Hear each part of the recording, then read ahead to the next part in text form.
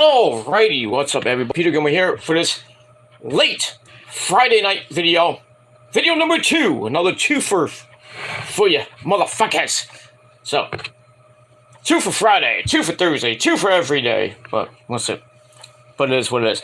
But, video number 2, this time on the main channel, Killer of Demons 669. And as always, thank you all for watching. My name is Peter Gilmer, but you knew that already. Thank you for watching. Make sure you like the video. Stick that thumb straight up to you-know-what. And then pull out. Put it in their face. And that's pretty much it. So, like the video. Hit that subscribe button down below. In my pants. Otherwise known as the description box on this channel and my other channel as well. Which are all down below in the gobbledygook. And as always, follow me on social media. Facebook, Twitter, and Instagram if you dare. If not, get the fuck out of here. And share the video all over the internet. And don't forget to smash and tap that bell. Basically treat it like it's somebody you don't like. Smacking them around and tell them basically you're a bitch. Smacking around like that, you know. So hit the bell. Hopefully you'll get notified of my videos. If not, too bad. But it's your first time watching and you like the content, I hope you do, and if not, well, I'm sorry. I tried to entertain you as best I could. But if you do like it, hit that like button and basically stick it up everybody else's ass that doesn't like the videos and everything. So, and then subscribe to this channel and my other channels, which are down below. Show me your love and support, and if you want to keep in touch with me, leave a comment, or 2, or 3, or whatever, if you're real and not an asshole with 6 million accounts and no life and no real job and really can't get any pussy, but it is what it is, then follow me on social media. But hit that bell so when I do a video, hopefully you'll get notified so you don't miss a goddamn thing. And if you do, well, fuck you. And that's pretty much it. Alright. Alright, so that's pretty much it. Alright, hope everybody had a great Friday. Another weekend is here. Then next to last weekend of October. Counting down those days to Halloween, where as of this video, if you're watching on the replay, 9 days away from Halloween, just about a week away. And hopefully you all you kiddies will be dressing up in your favorite costume or whatever you're gonna wear, and some of you adults, depending on who you are, you'll probably dress up. If you ladies out there will probably dress up as sexy dark angels or hot nurses. And it is what it is. I personally am not going to dress up because I don't like Halloween that much. I like the movie when it's actually a good movie, not Halloween Ends. But yeah, I don't dress up for Halloween that much anymore. I'm 45. Why would I dress up anymore? Unless it was a Halloween themed party, maybe. But in any event, hope you guys have a happy Halloween coming up in about a week or so. And if not, well, too bad. Too bad. And for all you other people out there that are just fucking jealous of me and me, and think you're big and bad, but you're really not, then you're gonna dress up as what you look like, a douchebag, or a piece of shit, because that's what you are. That's pretty much it. But I digress on that. So, we got all that, and a bag of chips, and we move on from there. Alright, so, pretty interesting day. You know, nothing really going on. I mean, I worked and I had to go to physical therapy, because that's what I do on during the week. And I go 2 times a week, so I had to get my back all straightened out. And my shoulders are actually starting to get better, because when I go like this, I have a little click in my shoulder, in this shoulder, in my, well, my right, your left if you're watching. So that's a little click from, you know, but my my physical therapist, you know, we did a whole ton of stretching today, and after I was done with my exercises, he asked me to do, you know, roll my shoulders forward and then back, and then go like this. it still clicks a little bit, but but not as much as it was before. So the stretching I'm doing is kind of working. My leg, I don't have leg cramps anymore, which is great. But just gotta get work on my back and my shoulders because I have a slouch and just an old injury that's and the bones and the muscles on not getting a little bit better. But I mean, I'm old. It is what it is. Not it's like osteoporosis or any shit like that. It's just gotta get in shape. God damn it. So gotta get back on that DDP yoga because it ain't your mama's yoga. And I gotta do some free weights here and there when I usually I do that like before I go to bed. I do some free weights and some stretching exercises, and then when I wake up I do some stretching exercises, and then I get ready for work and everything. So because I do have a job, unlike certain people, they just don't focus on their job, and it is pretty much what it is, and that's that. So I got that, and everything else is pretty good today, and I'm going to enjoy the weekend, and that's pretty much it. We're got nothing else to do this weekend, really, but soon I'll be having some plans going around, probably near the end of November, and going into December, in the end of the year. Got some big plans going on, some concerts I'm going to near the end of by Thanksgiving time, but we'll see what happens with that. Maybe we'll move on from that. But other than that, baseball tonight. The fucking Philadelphia Phillies. Where did these people come from? Well, we all know the shithole in Philadelphia, but god damn, they play. Their defense still stinks, but somehow they won this game tonight. I don't know the score, but they won, so they go up 2-1 in the best-of-7 series against San Diego, who had some fundamental problems too. I mean, Juan Soto tried to dive for a ball, missed it completely, and the Phillies scored a run. It was 3-2 in the sixth, and became 4-2. Like I said, I don't know what the end result was, but the score was. But Philadelphia won. Big goddamn whoop. But yeah, so Game 4 tomorrow night in that shithole in Philadelphia. That's that. And then tomorrow afternoon in that other shithole in the Bronx with the crappiest fans in the world, and they play at a construction site basically. The Houston Astros play the Yankees, Game 3 of the American League Championship Series. Astros up 2-0, but now they're going to the Bronx, where they have won, but it's not going to be easy winning the next basically 2 out of 3 games in that shithole. But Yankees have an advantage. They're at home. They got the best 2 pitchers on the mound tomorrow and Sunday. Nestor Cortez and Garrett Cole. Garrett Cole pitches tomorrow. Nestor on Sunday. Probably Tylon on Monday for Game 5. If there is a Game 5. And then we'll see what they do for Game 6 and 7 in Houston. They might bring back Cole and Cortez for Game 6 and 7. Hopefully it won't matter, but we'll see. But, I'm not counting the Yankees out yet, but they don't win tomorrow, it is over! Either one of these games this weekend, if the Astros win, it's basically over. I would think it's basically over. But, not done yet, but we'll see. But by next week, by about Wednesday or so, we'll be done with the championship series, and we'll be talking about the World Series, which begins next Friday. That's why Smackdown is preempted next week on Fox. It will be going to FS1, which basically not a lot of people have, unless you have local cable. I have the dish, and I don't even get that crappy channel. So not gonna watch Smackdown next week, but I'll review it. But I might watch it on a stream, but then watch Rampage on the rich man's dish. But it is what it is, and that's pretty much it. So, Smackdown next week, FS1 at 8 p.m.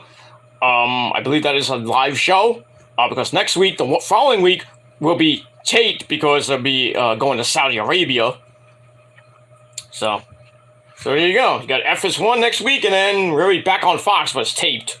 So I can only imagine what the ratings are going to be next week for SmackDown, but it is what it is. That's that. And if you don't like it, well, fuck you. All right, so we got all that, and we got football this Sunday, Week 7 of the NFL in the league where they play football. And we'll see what happens with that. Big, huge trade in the NFL. Regarding my 49ers, we got the running back from Carolina, Christian, what's his name? Christian McCaffrey. Yeah, Christian McCaffrey, I believe his name is. Niners got him. I think they gave up some draft picks, like a first-round draft pick, maybe a second one next year. At least we didn't have to give up the kitchen sink, but, you know. But getting him, big, huge plus for the running game. That running game is going to be lethal with Coleman, and McCaffrey is going to get basically the bulk of the load. And, you know, with the other people on that offense, Kittle and Debo and Ayuk, we need to kind of step up a little bit, you know, and Jimmy G needs to freaking wake up once in a while. I mean, last week it was but still, I mean, we're gonna be needing this jerk off in the next few weeks, especially when the playoffs come around, if the Niners get there. But right now, with McCaffrey, I think the Niners can win that fucking division. I think they can, but they got 2 hard games coming up. Sunday against the Chiefs at home in Levi Stadium in Santa Clara, and the following week at the Rams in that shithole SoFi Stadium. And then they got the bye. So they're 3-3 now. Hopefully, I would hope they'll be 4-4. Maybe 5-3 would be really nice. But I think 3-4 or 3-5 will be kind of But 4-4 I can deal with. But at least we'll be I think we'll be in first place anyway because we have the head-to-head with the Rams, so it's good. So it's good for now. So we lose the next 2 games. It's a little dicey, but we win at least that Rams game. We're fine. We'll be fine. But barring a major injury, but we got a lot of injuries. We'll see what happens, and that's it. So move on. All right, enough about that. Boo, funky. Let's get to what's going on right now.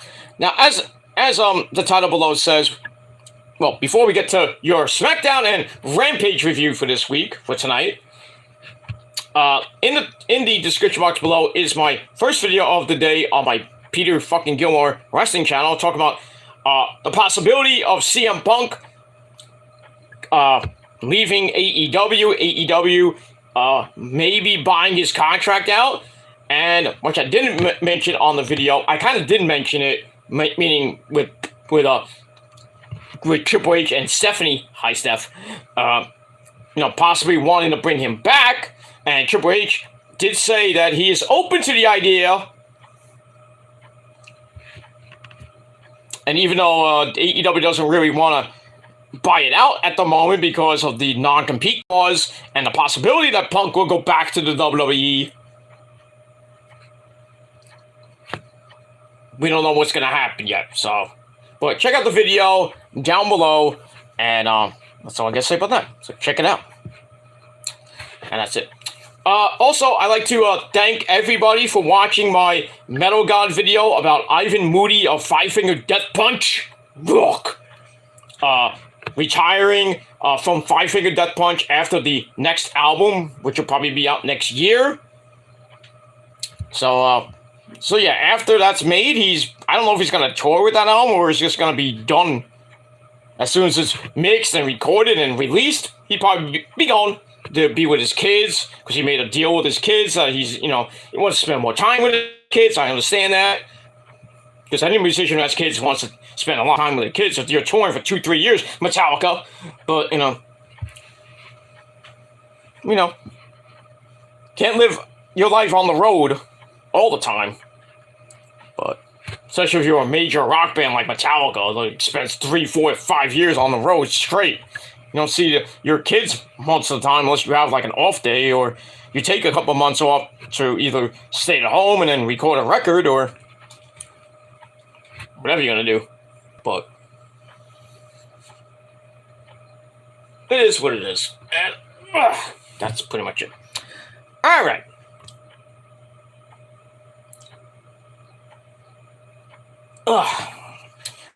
Alright.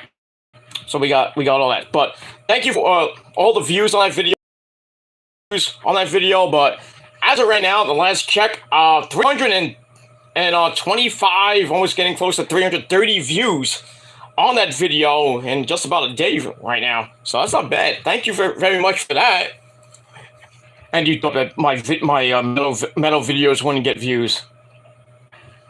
Not minus my rest in peace videos, which are, you know, some are good, some get a lot of views and not clout, and some of them, you know, I just get my little normal-ish views, but it is what it is.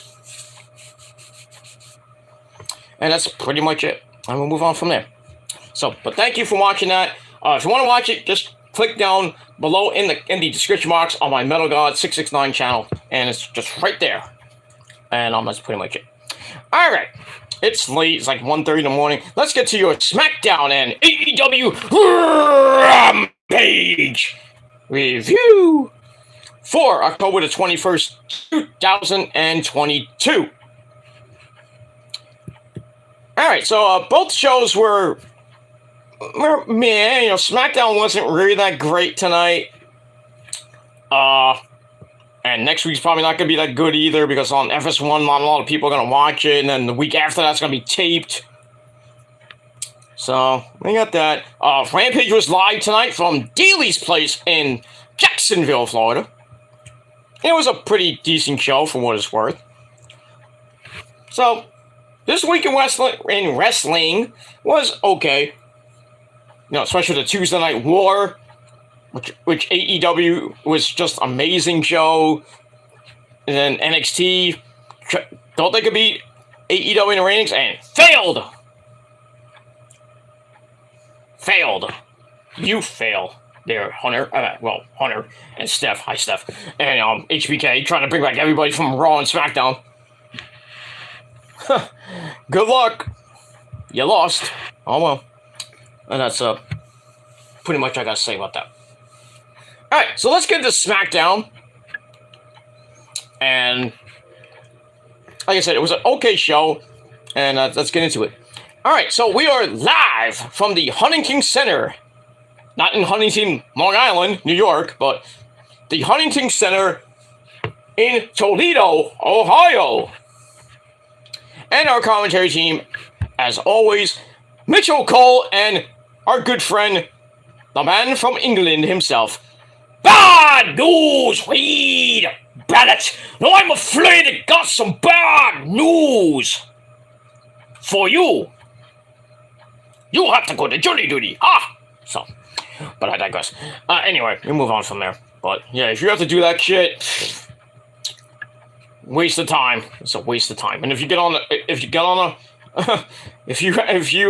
go for a long time, you're there for a while, and you're on a certain, you know, it's not fun. I don't like going to it, and I've only been on it once, but I was on it for like a couple hours, and then gone. Bye. Go home. Collect your $45. Goodbye. Thank you. It's a waste of time. It's just a waste. You have to get there like early in the morning, and you stay there till like 4 or 5 o'clock at 5 o'clock, and waiting, and then you get there, and then you have to ask some stupid fucking questions from the people, and maybe the higher up guy, but it's just annoying. I mean, at least you get paid. I mean, which is more than what you get, but but it is what it is. It's very annoying. It is very boring, and we shouldn't be doing that shit.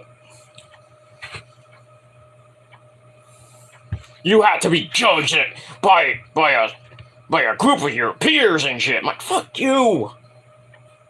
I'm gonna stand there for like 2 weeks and I have to hearing the same old bullshit.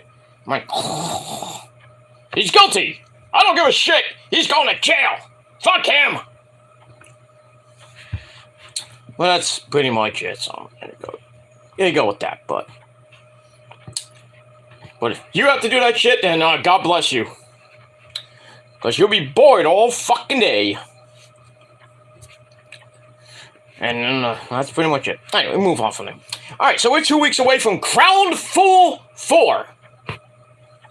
And really the big story of the night was that schmuck, Logan Paul, on the show. And, to end the show, he was the last segment, basically talking about his match with Roman and how great he is when he's not that great. Blah, blah, blah, blah, blah, blah, blah, blah.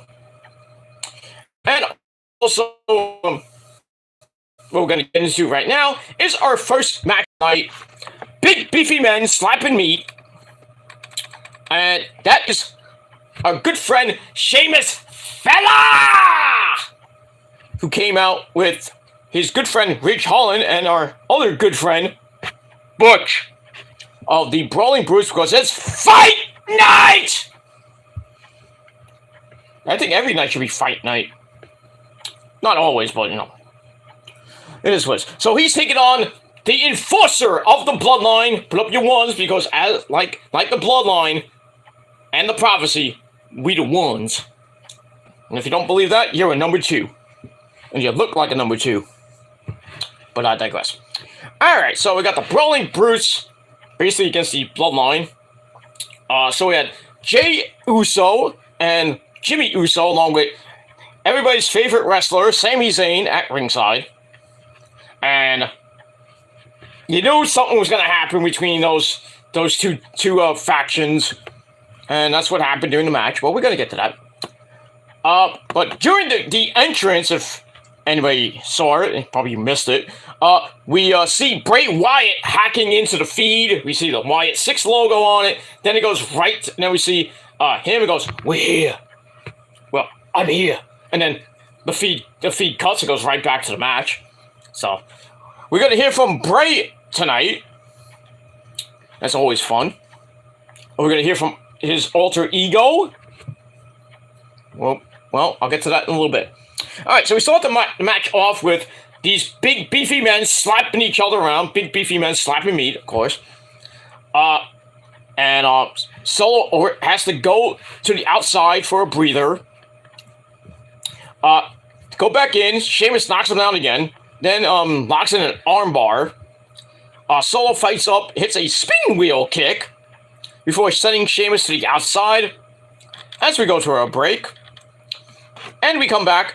Solo hits a running MAGA attack in the corner. The big Rikishi butt splash.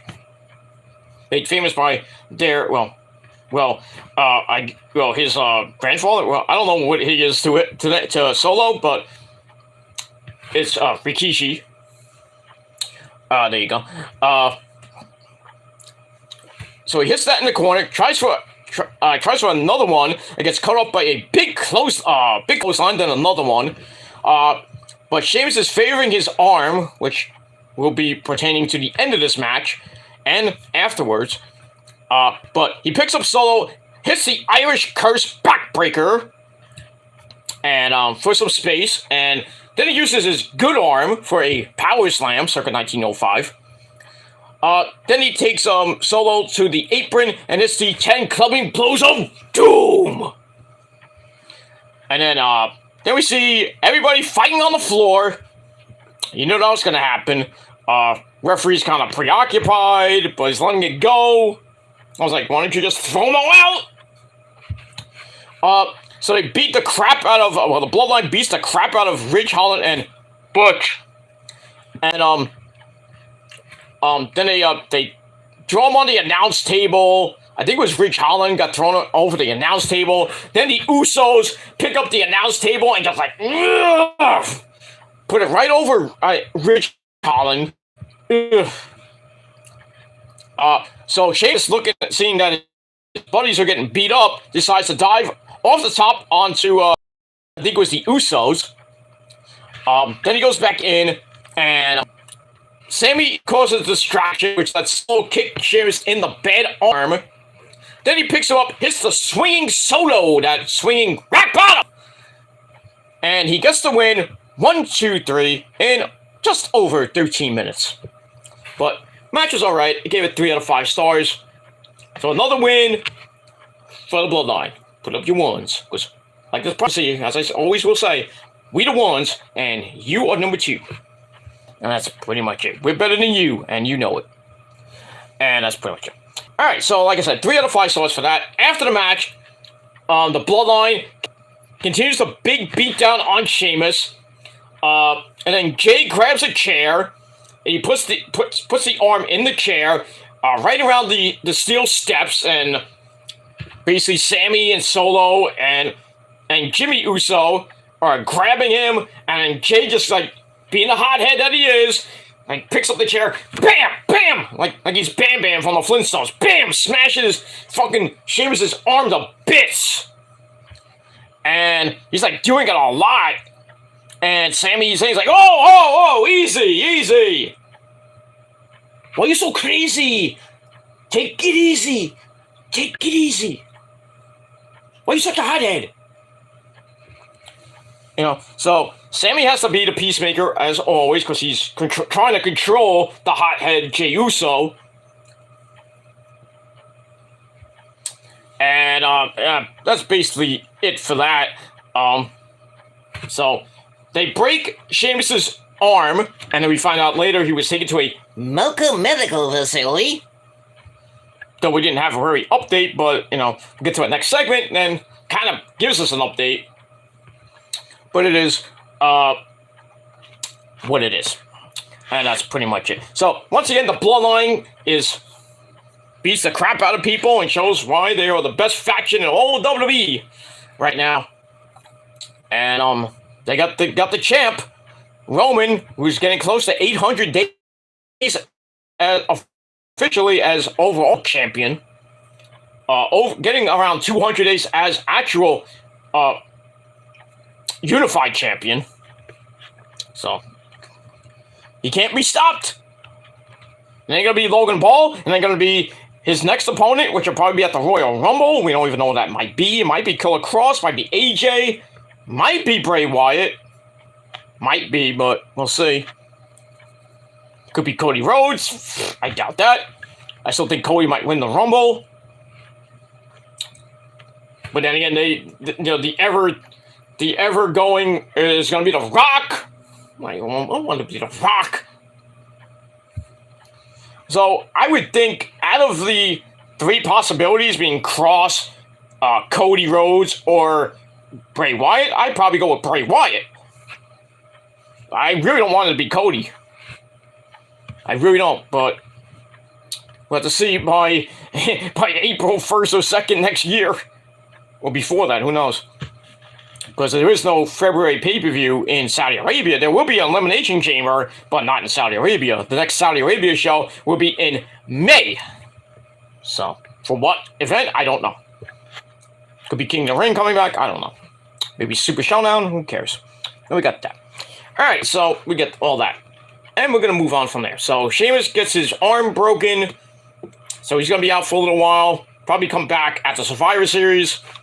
Maybe be in that War Games match. Who knows what's going to happen with that. And we move on. Alright, after that, we get a recap of Rey Mysterio. Booyaka, booyaka! Becoming the new #1 contender to the Intercontinental title, which he won in that Fatal 4-Way match. I thought it was Ricochet. I apologize. So yeah, Rey Mysterio is going to face Walter at Crown Jewel for the Intercontinental title. And we see him backstage with Triple H, and he's talking about all the shit with his so-called son, Dominic, and then he just took his ball and left Raw. And now said that he was gonna quit. Triple H's like, no, come into my office. We're gonna put you on Smackdown officially. I'm gonna put you in this match, and you're gonna win. So that's what happened. So now Rey is exclusive to Smackdown. And he goes out in that Fatal 4-Way match, wins the match, and faces the big man from Austria, Walter, for the Intercontinental title. And he's going to get his fucking ass kicked. But, you know, Rey has beaten bigger men before. But we'll see what happens with that when we get to November 5th. That's pretty much it. So we got that. Then we go to a follow-up segment from earlier in the day. We see Rey coming into the building. And, well, 2/3 of Imperium of Marcel Barthel, or Ludwig Kaiser, whose brother is Von Kaiser from Mike Tyson's Punch-Out. So him and Fabian Aichner, or Giovanni Vinci, should change their names back to their real names. Well, if that's what their real names are, Marcel Barthel and Fabian Aichner. But they're not going to do it. But anyway, they come up, and really, they don't think much of Rey Mysterio, challenging Walter for the Intercontinental title. They kind of make fun of his size. Typical, you're small, he's big. Big man gonna kick your little man's ass. Blah, blah, blah. So Rey's like, yeah, I get it, I'm okay with it, So it's like, well, I'm here, you're here. How about one of you guys face me in that ring later on tonight? So Ludwig Kaiser, Marcel Barthel, says, okay, I'm going to show the Ring General what kind of man you are. So basically that's it. So he accepts Rey's challenge, and Rey's like, okay, see you later, bye. So we got that. So I gave that 2.25 out of 5 stars. And we move on from there. Alright, we go to break. We come back with Bray Wyatt in a really different segment, kind of almost a follow-up segment from last week when he was talking about himself, getting really emotional, kind of a different side of Bray Wyatt that we've never seen before. So we see him in the back, and his music is playing for some odd reason. Why was it playing? I don't know. But anyway, he talks about how confessing some things to the fans might help them, what he did last week. He has always had problems with anger, and sometimes it can take him to places he doesn't want to go. I know all about that. Anyway, for some reason, he gets chances that most people won't get, but this time, he was happy, he's content. All he wanted to be was to be left alone, but he confesses that he is glad he came back to the WWE. He needed everyone to pull him up out of the curry, basically, and is thankful for that. So Bray says, I know who you are, meaning that demon, and what you're going to do.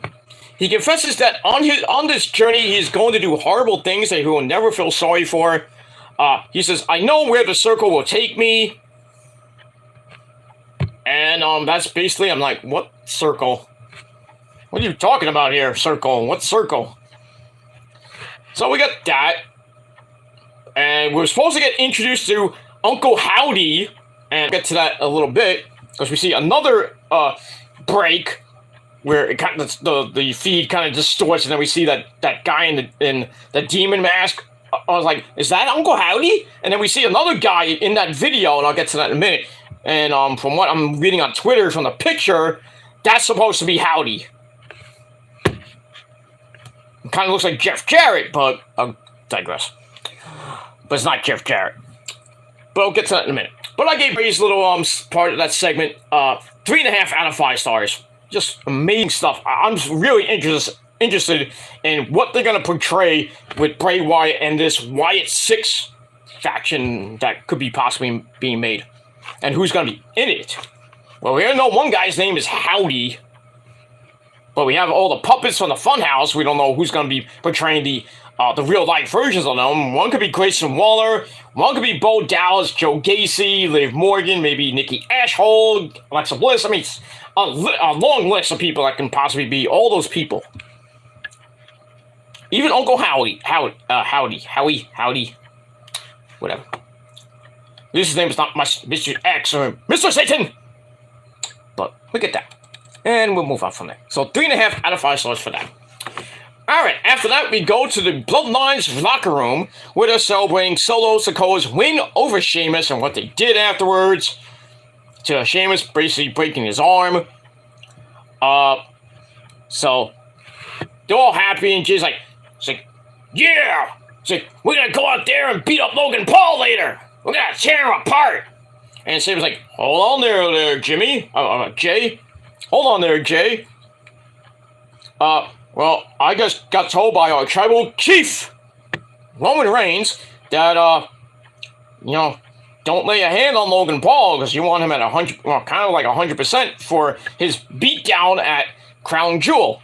And, he's like saying, this is not from me, this is from Roman. So I wouldn't, if I was you, I would not go out there and beat up Logan Paul because it wouldn't be very oozy. I can't believe that's a word. It's actually a word. Go look it up. So it wouldn't be very oozy to let Logan Paul get in their heads, blah blah blah. Try to use his mind powers and shit, blah blah blah. So Jay's like, all right, yeah, you know what? You're right, Sammy. We won't go out there. We won't go out there tonight. We won't go out there. Let Logan Paul say whatever he has to say. We're gonna go out in the town and hang out. Blah blah blah. But then he's like, very like, okay, we won't hang out. But I'm not a hothead. Okay, so we'll see what happens with the Bloodline. If they're gonna come out and do anything to Logan Paul at the end of the show. And we'll see what happens with that. So I give that 2.5 out of 5 stars. Alright, then we move on.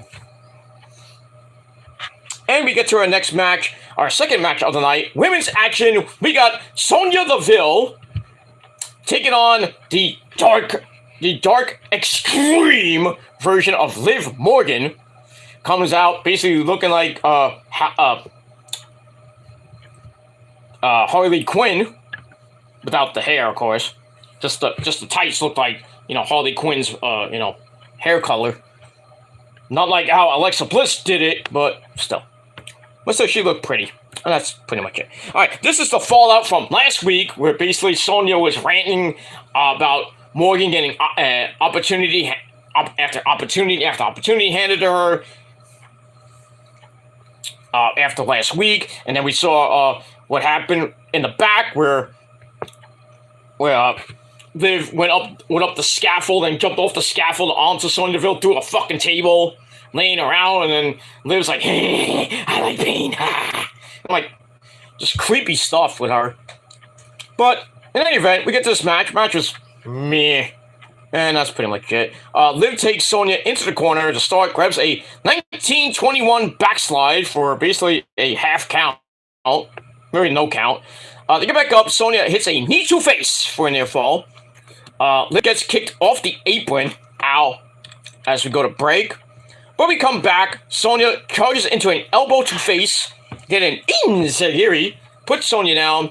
But she comes back with a shot to face for a near fall. Starts yelling at Liv.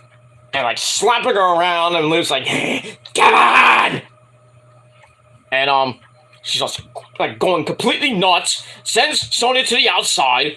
Then we get a face plant onto the announcer's table. Gonna hit Michael Cole. Damn. And then she sends Sonya into the steps a few times. Sonya's rocked, and then the referee, Jessica Carr, is counting them out. Then the match ends in a double freaking count out. Garbage. Went under the 9-minute mark. Match I gave 2.25 out of 5 stars. Really didn't give 2 shits about it. After the match, Liv snapped some more. Throws in a ton of chairs, like about 7-8 chairs. Then Sonya's in the corner, just waiting for Liv. Like, oh, you're gonna be done with those chairs already? Get in here! So Liv gets in, puts Sonya on the top rope. And something's gonna happen with those chairs. So Liv lifts her up, hits a superplex onto the chairs. Ow! And Sonya's writhing in pain, and Liv's kind of hurt, but she's like, creepy. He's all going insane, and she's like a fucking sadomasochist. Kind of like a freaking almost Cactus Jack like gimmick almost. We know how because Cactus Jack back in the day loved Pain and he didn't give two shits about Pain, especially doing that Hell in a Cell match with the Undertaker. Any real man would be dead, but this guy, Mick Foley, guy got his ear ripped off, still finished the match. Got thrown off the top of a fucking Hell in a Cell, 20 some odd feet down to the floor. Through the Spanish announce table. Then he gets chokeslammed through the fucking top of the Hell in a Cell. He's got a freaking tooth up his nose. Still trying to finish the match, and then Undertaker put him through fucking thumbtacks. Oh, God. Guy's a masochist. Jeez. How much pain can you take? Damn. But it is what it is. I don't really like this side of Liv Morgan. Feels like a sadomasochist. But I think it's leading into possibly her being Abigail the doll. Then again, it could be Nikki Ashhole or Alexa Bliss. Who knows? Either one of them probably just resurrect their career. But I digress. So we get that. So Liv just snaps and goes completely nuts. And that's pretty much it. So that ends the segment. And we move on. Alright, then we get a video about a good friend, Eli Drake, or L.A. Knight. And that's not an insult. That is just a fact of life. So we saw that. We saw his promo from last week. And, just giving the SmackDown roster a warning that he's coming after them. Blah, blah, blah, blah, blah, blah, blah, blah.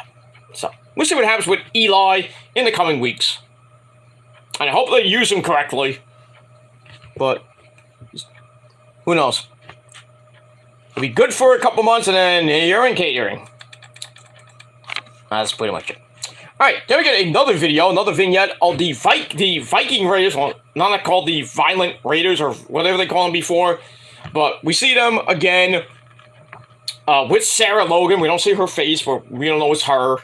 Because she's married to Eric of the Viking Raiders. So there you go. So they're coming back when? I don't know. Probably after Crown Jewel. That's pretty much it. Alright. We go to break. We come back with the monster of all men, Braun Strowman. He's coming out for a chat. He's gonna have a face-to-face with Omos, the big black diesel himself. So he comes out, calls out Omos and get your ass into my ring. But instead of Omos, we get his good buddy MVP, who comes out, tells Braun that you need to stay away from a real giant like Omos before you get exposed. So Braun's like, well, I'm tired of all this talk. Well, you're not Mark Henry. Like, I think we've heard enough talk. Oh, I'm not going to get that yet, but... Or my ex who would say, a little less talk and a lot more action here on BCR. On SmackDown. More action, less talk. So that's what Braun's like. So shut up. Let's bring this guy out. Let's fight. So he issues the challenge for Crown Jewel. I thought it was already announced, but now it's officially announced. So MVP accepts on the behalf of his client. So then Braun's like, oh, where is he? I guess you're gonna fight for him, blah, blah, blah. So MVP's like, well, I never said that Omos wasn't here. So then Omos comes out, nice suit. Wonder where he got that suit. Was it from the Men's Warehouse? Our sponsor, as always. Because when you go to the Men's Warehouse, guys, you're gonna like the way you look. I guarantee you. But if you're a fat fuck, then you probably don't want to go there. You probably want to go to the Salvation Army. But I digress. Anyway, so Omos comes out, we get a big stare down, and then Omos shoves Strowman to the outside, and he's like, oh, look at me, come on. And Braun's like, all right, big man. You want to fight? Let's go, come on. So I'm like, okay. So, yeah, this match is made official, and I could give two fucks about it. That's probably going to be the worst match of the night on that fucking show. And that's pretty much it. And we move on from there. So I gave all that segment 2.25 out of 5 stars. And that's pretty much it. Alright, then Mitchell Cole and Bad News Wade Barrett said that Sheamus has been taken to the hospital or local medical facility. Why can't you just say hospital? We know it's a medical facility, it's a hospital, moron. Fucking idiots. Anyway, so we get that. Alright, then we get a look back at Drew McIntyre attacking Killer Cross and almost killing the guy, you know, in that auto accident that began SmackDown last week, and then basically beating him up right in front of Scarlett Bordeaux. Crazy creep that he is. So we see that. Then we go to Kayla Braxton, who introduces Drew, and her mic kind of cuts out. And anybody notice that? We couldn't even hear her at times. Like, somebody up the volume! Fire that audio guy! But anyway, the mic finally does work, and Drew says that I've been told to stay away from Killer Cross per WWE management. Might just going to Stanford, you know, WWE headquarters, that shithole building that it is. So he says, I'm going to stay away from Cross until our next match at Crown Jewel 4 in the rematch from Extreme Rules. But this time, not going to be a strap match. They're going to fight inside of a steel cage, brother! So there you go. 15-foot high steel cage. Let's see what happens with that. Could this be the third pay-per-view in a row that Drew loses? I think he might, but they might just give Drew the win out of spite, and then maybe they have a third and final match, maybe at Survivor Series, or they'll put him in War Games. I don't know what they're going to do. But this might be the end of their feud, but we'll see what happens with that. Alright, so I gave that 2.5 out of 5 stars. Alright, after that, we go back to the ring with women's tag team action for the women's tag team belts. We got the challengers, Shotzi Blackheart and Raquel Rodriguez, taking on the champs, Damage Control of Dakota Kai and my goddamn third fucking amazing wife, Io Sky. Well, it's really Shirai, but Sky. And goddamn, Io is freaking amazing. She is so freaking cute, so freaking hot. But if anybody, when you see her going to the ring, she's like, and then she's like looking like she's like stumbling around, like, is she drunk? What the fuck? I love it, but you know. And she gets in that ring, and before the match, she does a split, and just stretches her long legs. I'm like, God damn, I wish you were doing that on my dick. God damn. But I digress. So we have Io and Dakota with Bayley. Don't give me a hug. With them as always. So we get this match. Match was what it was. So, Wade Barrett's telling Michael Cole, you better not say anything bad about Bayley, or what Bayley said to you on social media. So, I wouldn't talk to her, she's right there. I don't know, it's a real thing between Bayley and Michael Cole, that they legit hate each other. Or it's just like, you know, a work or something like that. A schwork, maybe, I don't know. But it is what it is, and that's pretty much it.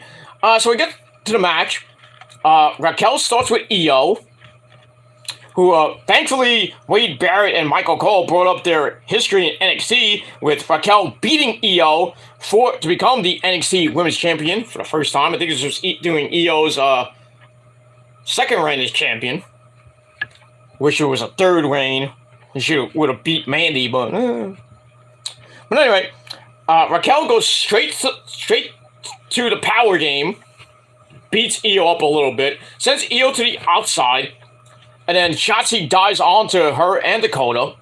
They go back in, Shotzi hits a running elbow in the corner, but Io comes right back with one of her own, because that's Io.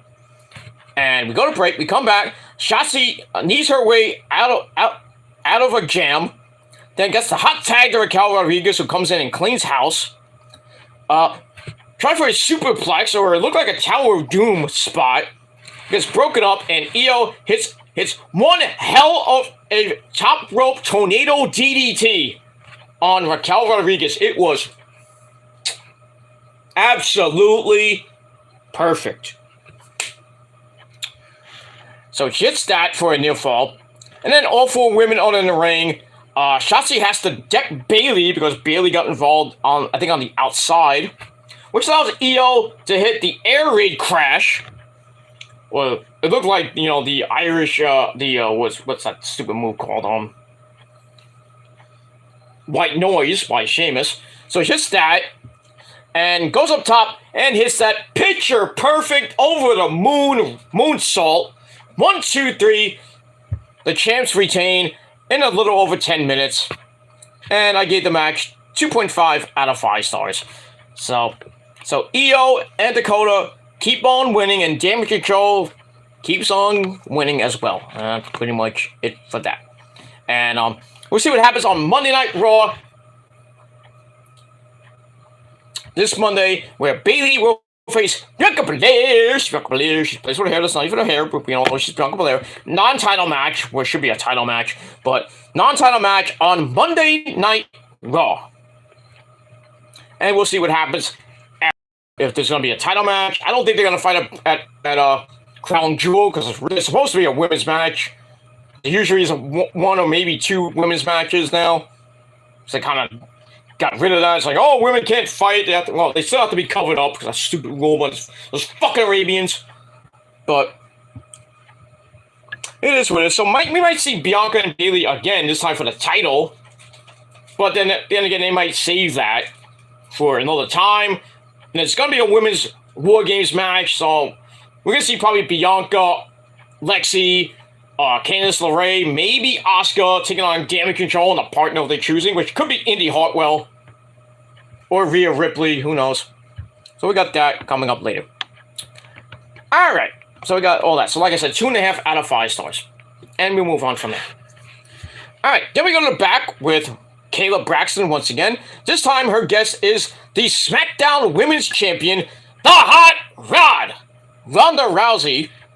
So Kayla asked her about an open challenge that was supposed to happen tonight, but Ronda's like, nah, not gonna do it. We're gonna do it next week I think they're in, what are next week? I don't even know where they are next week, but I think Raw's in Charlotte, North Carolina, this week, I think.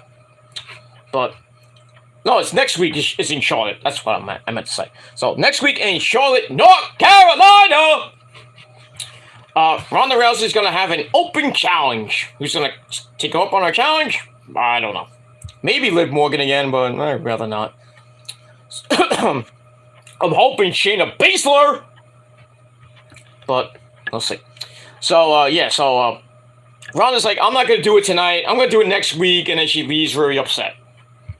When are you ever happy? Besides getting fucked in the ass? I mean, come on. It is what it is.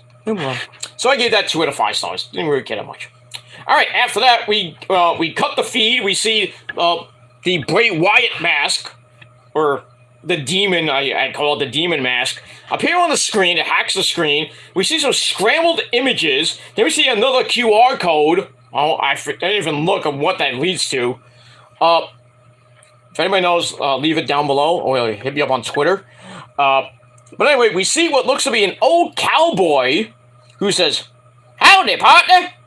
Though we don't see his face, but I did see a picture on Denise Salcido's Twitter page, and I'm not going to show it because I don't want to get copyrighted from the WWE. So, but basically, it has like a cowboy hat and what looks to be a prosthetic mask, maybe. But he has a beard, because he's a man. He's 40, got a beard. But it's the introduction to this person named Uncle Howdy, or just Howdy. We don't know who's portraying him, but a lot of people on Twitter making just weird assumptions. It's like Hulk Hogan, and just like random people. I'm like, what? But I think the demon that comes up with that mask is Bray Wyatt. Underneath that mask is alter ego. So he's like playing two parts. He's playing Bray Wyatt and that demon. I don't know if he has a name or not. But I guess we'll find out in the coming weeks. But yeah, now we get introduced to, I guess, one member of the Wyatt Six. I don't know if he's actually part of that group, but it's Uncle Howdy. There you go. He's a cowboy. He's gonna do some cowboy shit. Maybe, I don't know. His name's not Hangman Adam Page, but you know, it is what it is. But once again, prayers to Hangman Adam Page. Hopefully he's getting much better, but he's still under AEW concussion protocol. Don't know when he's coming back. Hopefully we get an update on Dynamite this week. So I don't think we had an update on Rampage. I might have missed it, but in any event, hopefully we get something good coming out of Adam Page land, and hopefully he'll come back soon. And that's pretty much it. Alright, so I gave the Bray Wyatt Uncle Howdy segment 3.5 out of 5 stars. Let me move on. Alright, then we go to the locker room of the Gallo del Fantasma, and we see the man himself, Santos Escobar. He's sitting down, he's giving a drink, a little champagne. Not like our drink for tonight, as always. Pepsi. Or Pepsi maybe with Jack Daniels. Or Henny. I don't have Henny today. I have some Jack, I just haven't opened it yet. But in any event, Santos is there. He talks about how businesses grow into an empire. He talks about their latest acquisition, Selena Vega coming into the group, you know, taking over for Alexa Lopez, so they just basically kicked the fuck out of curb. So Selena's there, looking like $1 million freaking bucks. Good lord. She has some, like, very nice looking freaking get-up, basically showing her hot tatas. Then she has a thing that looks like Maria Brink from the, from basically her tour right now. Did you steal that from Maria? Zelina? The, Trinidad, did you steal that from her? That's not nice. But yeah, she had those, things on her head with the spice coming out that Maria Brink would wear, you know, for when they sing Blood during the end of the show. Speaking of Blood 1983 came out today. Amazing. Just a fucking amazing album. Not even an album, it's an EP. 6-song EP came out today. Great shit. Good shit. Buy it now at your local CD store or on Amazon, Best Buy, Apple Music. Stream it everywhere. Because it's amazing. That's why in this moment it's amazing. And they played tonight in Chicago. And on Sunday night is their final show of this tour, the Blood 1983 tour. In Pittsburgh, Pennsylvania, kind of Randy Weitzel's hometown. So that's pretty nice, damn nice. So yeah, they're gonna finish the tour Sunday, and then they're gonna take the rest of the month, the rest of the year off. They're gonna go home. They're gonna write some songs, and then they're gonna record their next masterpiece, which somebody told me on Instagram that it's gonna be called ITM 8. No, it's not gonna be. That's not gonna be the name of the album. It's the 8th album. It's not gonna be called ITM 8. I don't even know what it's gonna be called, but it's gonna be another banger. Or as Sheamus would say, banger after banger after banger. Banger with my shillelagh. But I digress. It's gonna be another banger, and when it comes out, I'm definitely gonna get that. But it is what it is. And actually, my second part of my shipment, the Blood 1983 album and the shirt just got shipped. Earlier today. I should be getting it by Tuesday or Wednesday. So can't wait for that. I'm gonna do a humongous unboxing, probably whenever I get it. It could be Tuesday night. It could be Tuesday. It could be Wednesday, or probably by Thursday. I'll do a humongous unbagging of all that Halloween, the Halloween stuff I got from them. But yeah, I didn't get it for free. I had to actually buy it. But it's pre-sale, so it is what it is. But good stuff. But yeah, Selena Vega is there. Talks about how they're going to take over everything, starting with Hit Row. So we get that. So I gave that 2.25 out of 5 stars. Then we go to Hit Row, who's watching in the back. B-Fab and Ashanti Adonis, and who better than Top Dollar Not Nada? So they want to know how Legado is standing head and shoulders over them when the tallest member of the team only comes up to Top Dollar's shoulder. Okay. Speaking of Top Dollar, he had a nice freaking video on Twitter talking about his mom. I thought it was pretty nice. Very classy guy that Top Dollar is. Good guy. He's a good guy. And that's pretty much it. So, we'll see what the next installment of the Hit Row Legado and Fantasma feud goes. And now this time they got Selena Vega in place of Elektra going against B-Fab. And Selena Vega wins that hands down because B-Fab not great in the ring. Good to look at, but not great in the ring. That's, it is what it is. And then you look at Selena Vega, I mean, she's from Queens, New York. She should be from Brooklyn, but she's from Queens. Got an amazing body for a girl that's like 4'9". But she's going out with Aleister Black. Well, Malachi Black. Tommy End, for you dumb people who don't know. Well, his real name is actually Tommy Budgeon. Well, I think Dia's last name is Budgeon. Something like that. But still. How he got her, and how she met up with him. But they're happy, they're married. That's all that matters. And that's pretty much it. So let's see how that feud goes. And I gave both segments 2.5 out of 5 stars. And we move on. Alright, then we go to your, actual wrestling, main event of the evening. We had Rey Mysterio, Booyaka Booyaka, taking on Ludwig Kaiser, who came up with Fabian Aichner, or Giovanni Vinci. Match itself was not bad, not that bad. So, Walter was also at ringside, the Intercontinental Champion, because he's Walter. So, Rey's at a disadvantage because it's basically a 3-on-1. But the match, like I said, was pretty good. Rey starts off with an enziguri, then some right hands. He goes for the 619 early, but Giovanni Vinci broke it up. Rey has to stop and starts yelling at Walter. Then we get a baseball slide to Marcel Barthel. He gets right back up with a tiger uppercut. As we go to break, we come back. Rey blocks a top rope superplex, hits the top rope seated senton. Then he hits the lion salt for a near fall. Then he starts a little bit of ground and pound in the corner, some right hands as well. Then he sends Marcel Barthel outside with a Hurricane Rana. And Rey goes for a dive, but Marcel ducked it, sends Rey crashing into the barricade. Ow! And then all of Imperium basically go after Rey, who basically tries to emulate you, Eddie Guerrero, S.A.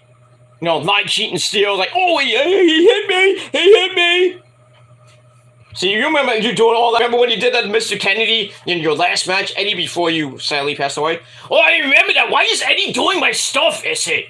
I don't understand, but he did kind of look up to you. You were friends back at the time. What do you mean? I was never friends with that pedal! That pendejo! Well, yes, you were, Eddie. What do you mean? No, I was never friends with him! He's a gringo! Alright, be easy. God damn, Eddie. Take it easy. I hate him! Okay, I know you do. So he does his best Eddie Guerrero essay impersonation, and he gets Walter and Giovanni Vinci. You are out of here! They get ejected. Rey goes for the top rope, Eddie Guerrero splash, does all that shit. But Marcel is too smart for that, and gets the knees raised up. Not that it really matters, because Rey goes right back, trips Marcel into position for the 619, he hits that, then the springboard splash, he drops the dime. 1, 2, 3, Rey Mysterio gets the win in just under 11.5 minutes. Match itself was okay, and I gave it 3 out of 5 stars. And that's pretty much it. We move on. Move on from that. Alright, after that, we get to our final segment of the night. We got that bitch, Logan Paul. And he gets on the mic. I wish he didn't. They cut his mic. But anyway, he says he knows he is supposed to address the hard cams. You don't know what a hard cam is? Well, he's not a wrestler, so he's an idiot. And he claims that he's kind of too, he's too nervous on cutting promos. He says he's not that good at it. Maybe he shouldn't have gotten into wrestling, doofus. Fucking idiot. So anyway, he talks about that, but he needs to say, it's nice to be back in Ohio. Freaking cheap pop. So he says, as for the bloodline, I don't have anyone in my corner, like two guys who look alike, a guy named Solo who is never alone. Duh. Or someone like Sami Zayn, whatever he is, he's a national treasure. Anyway, of course, he says, of course I'm the underdog in this fight, but what happens if I actually win? What happens then? What are people gonna say when I win? Blah blah blah blah blah blah blah. Nobody cares if you win. Everybody's gonna riot and basically boycott professional wrestling as a whole. But you're not gonna win there, Logan. So shut your mouth.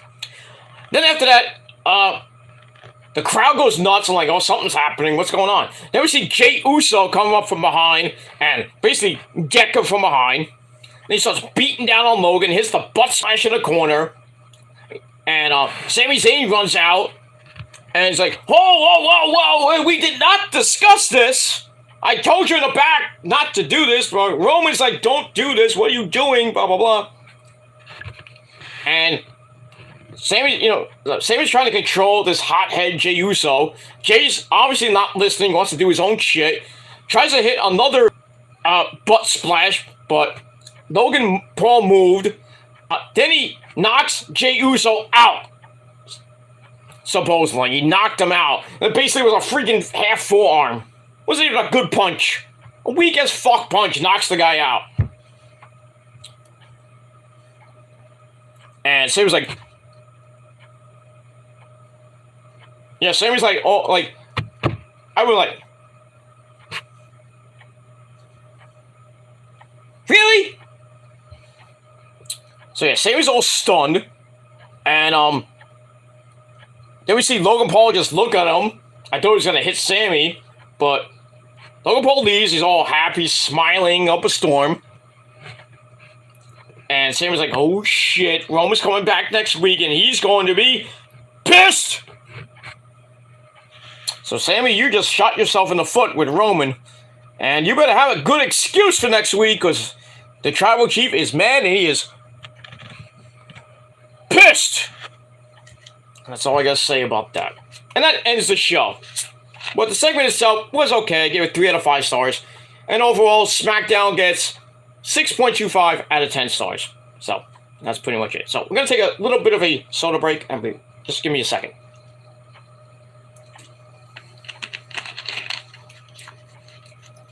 And that's pretty much it. By the way, shirt from 9 Inch Nails. The lyrics to their hit song "Wish." It's on the front and the back, but you can't see the back. It is what it is. Also, so I did go to physical therapy, so you can see. Look at that. One here, and then some on my back. I'm not gonna show that, but so I got the Kenny Omega treatment. With the cupping, basically every wrestler does that shit sometimes too. They get the cupping and then just like looks like you got a fucking like a leech, just like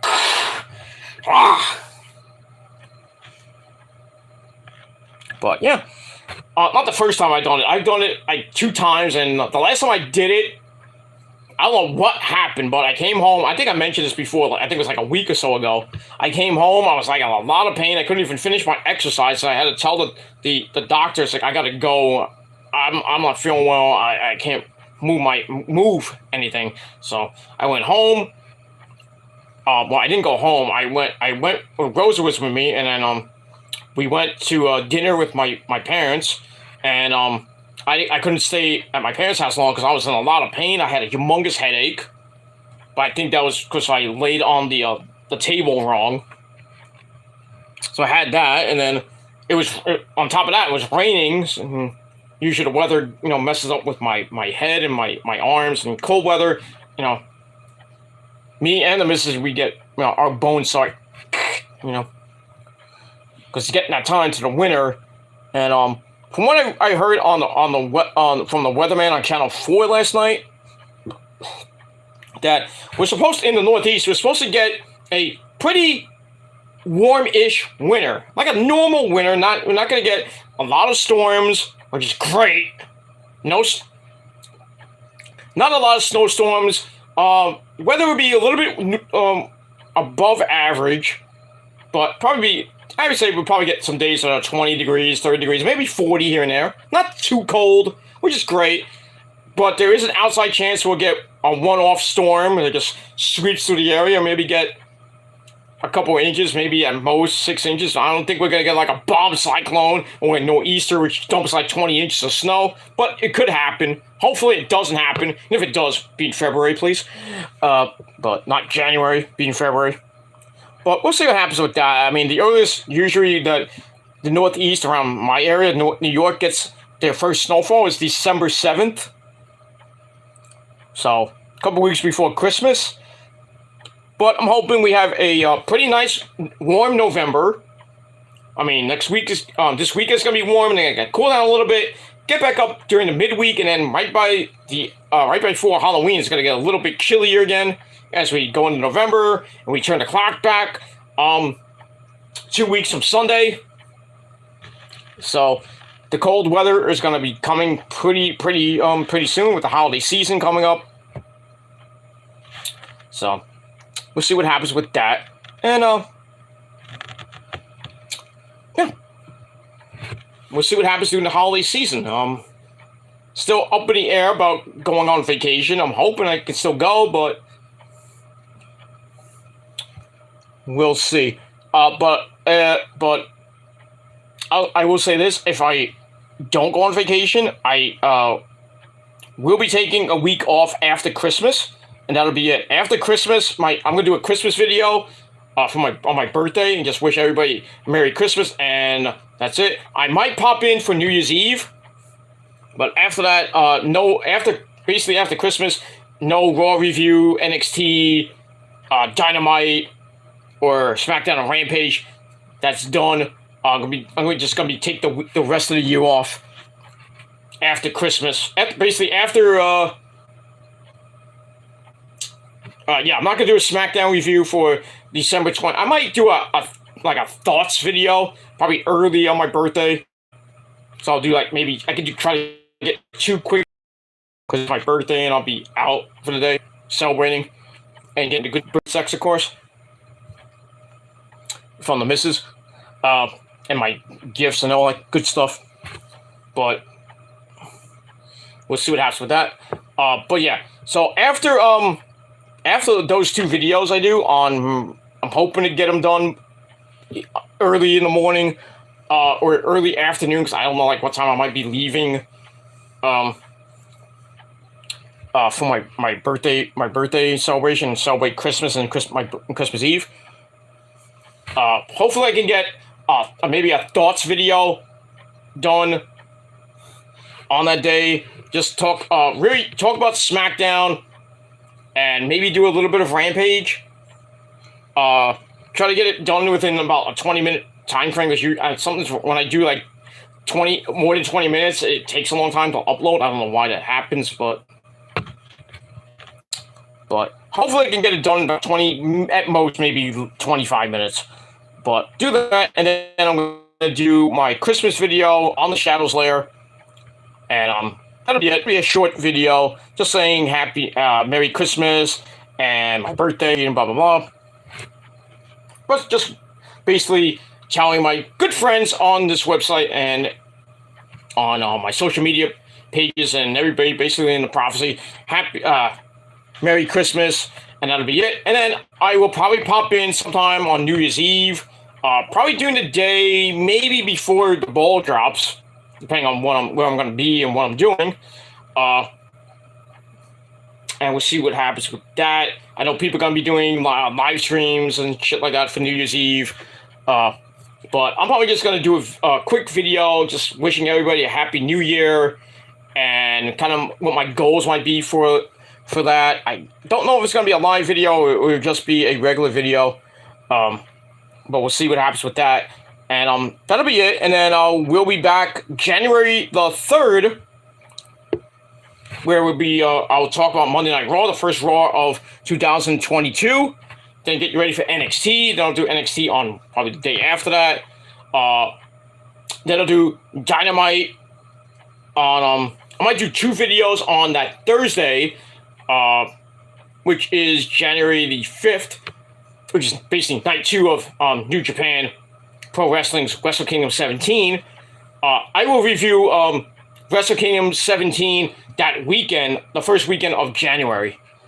So, got a lot to cover at the beginning of January. Lot to cover.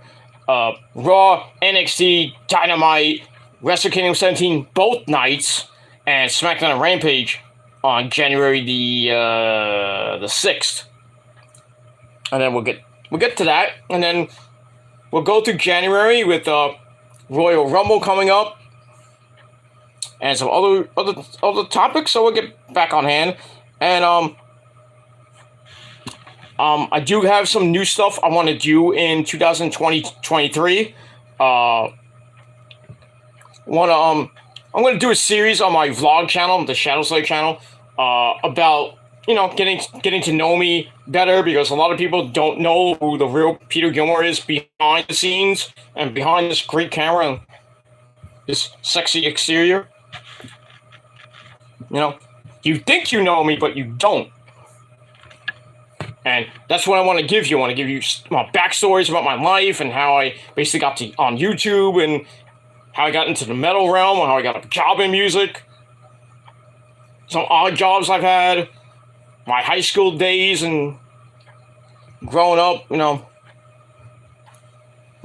just a little series that I got inspired by my good friend Eric Lima, and kind of gave me that inspiration, that idea of doing like a, you know, getting to know you type video series, and I'm gonna do that, and you know, I won't do it in one big thing. I'll do it like in sections, like. I would do like how I got into music, my favorite top 10 favorite artists of all time, top 10. Well, we'll see what I do with that. We're going into the music business and how I got into the music business, some stories about the music industry. I could do it on my Metal Guy channel, so I might put that part on the Metal Guy channel. I'm not sure what I'm going to do yet, but I will be doing some new things and some new content, hopefully. Going into 2023, but you'll still get the reviews and everything. Maybe some rants here and there. I don't know. I mean, because my rants are legendary, but they're not going to be drama rants or anything like that regarding this crappy website and the people that are on this garbage fest of a website. Might be just wrestling related or maybe sports related, politics and stuff like that, when it's needed. But as far as like YWC videos, you know, going back and forth with these monotonous trolls, and that's I'm done with that shit. It is what it is. These people want to continue doing their bullshit and making 6,000 accounts just to fuck around with people and saying that they're better than you and making these fucking lame-ass fucking threats and all harassing people with stuff, and they don't want to stop. You are going to stop, because if you don't, you know where you're going, and that's the slammer. You don't want to stop? That's your next. That's where you're going to spend the holidays. And a lot of people on this website, and there's a few people. I'm not going to say how many who they are, because they know who they are. They want to be idiots and ruin their holiday season and ruin their lives. Well, that's on you. But as far as me and others are concerned, We want no part of you. We're done, and we're tired of the bullying and harassment and all the bullshit that's going on with that. You don't like us and who we associate with as friends, or even if we're not friends? What does it matter? Get over it. And worry about your fucking life and how bad it is. Whatever age you are, from 27 up to 45, 40, 50 years old. Doing some retarded fucking bullshit just to ruin your fucking life. Because you take YouTube so fucking seriously. We don't. We're just here to have fun and get new subscribers and have them get to know us a little better instead of having monotonous douchebag trolls with no lies and tiny wangs tell these new subscribers like, oh, he's this, he's that, he's on this list, he's on that list, and there's no freaking evidence. So all you critics out there, you can go to fucking hell and just basically go to hell, or jump in a hole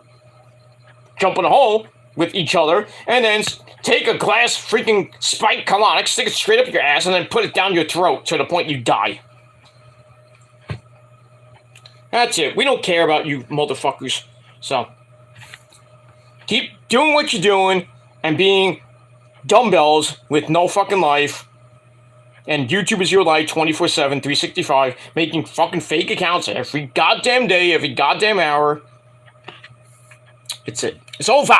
It is over. That's all I'm going to say about that. Alright, so once again, 6.25 out of 10 stars for Smackdown. And we'll see what happens next week on FS1. Should be exciting stuff. We got Roman on the card. Then we have a couple matches. We have Sami Zayn and Solo Sikoa taking on, I believe it's Ridge Holland and Butch. That's one match. I think we got Ronda's Open Challenge. We was going to answer that. I hope it's Shayna Baszler. But we'll see. And pretty much that's it for next week from Charlotte, North Carolina, Flair Country. So we'll see what happens with that. All right, now we're gonna end the show with Rampage, the better show. So Rampage was at their home base at Daly's place in Jacksonville, Florida, and as always, our commentary team of the man behind the mask, Excalibur. The very legend, wait for it, legendary man himself, Tony Baloney Schiavone, and our play-by-play guy, once again, he is a Hall of Famer, he is also very legendary, the man that's a Boomer Sooner, back on King Ross, good old JR, back on barbecue sauce, Stone Cold. And that's pretty much it. So we have JR, Tony Baloney, and Excalibur at ringside. We have Lexi as our backstage interviewer, along with Bismarck Henry, who we'll hear from later. Alright, so we are live from Daly's place. And we start off with our first match of the night for the AEW World Tag Team titles. We have the acclaimed Max Caster and Anthony Bowens, along with Daddy Ass Billy Gunn, taking on the varsity athletes. That's Tony Nese and Josh the Goods Woods with that idiot Smart Mark Sterling. So this is trademark versus titles match. If the Acclaimed win, they get their trademark back. Scissor Me and Scissor Me Daddy. They can do the scissor thing, stuff like that. If they lose the tag team titles to the varsity athletes. So, alright, so Tony Nese and Josh the Goods Woods are in the ring with Mark Sterling. The Acclaimed came out. Max Caster cuts a promo referencing the Tuesday night ratings. Kanye West, or Ye, Yeezy, and some more, basically saying that if Smart Mark is involved, they're gonna stomp his nuts. blah, blah, blah, blah, blah, blah, blah. So then Anthony Bowen says, does his usual thing, Jacksonville! The Acclaimed have arrived! No, you can't say that. We still have the trademark. Blah, blah, blah. Then he actually does the catchphrase for the voice of the athlete, which sounded dumb and retarded. Then they do the scissor me thing. But anyway, we get to this match. Match was okay, nothing great. Whoops, I went ahead of my notes. So we start off with the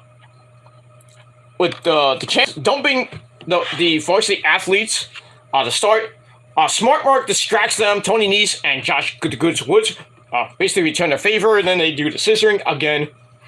But the Acclaim get back in the ring. We get a big, humongous brawl.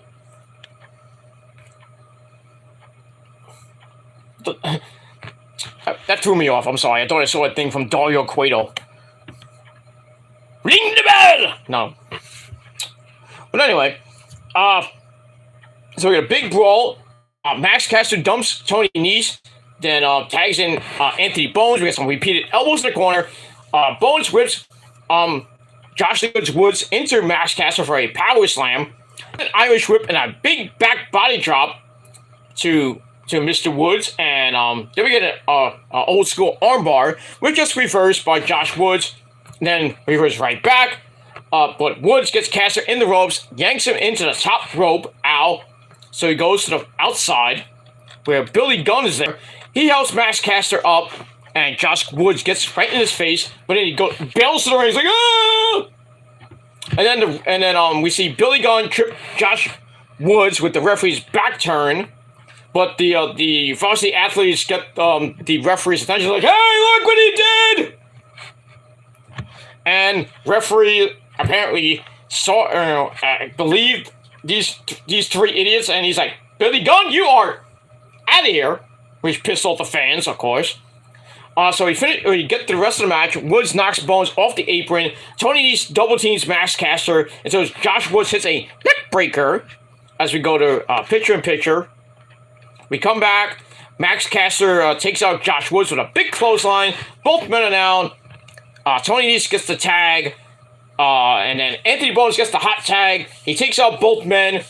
Then we get a combination of elbows to Josh Woods, a couple of kicks to Tony Nese, and a leapfrog leg drop by Anthony Bones. He is red hot, going crazy. Goes for the cover, and Josh Woods breaks it up. He goes for the GTS, and he hits that, kind of like a different version of it, but hits that on Anthony Bones. Tony Nese tags Woods in again. Bones gets sent into the corner.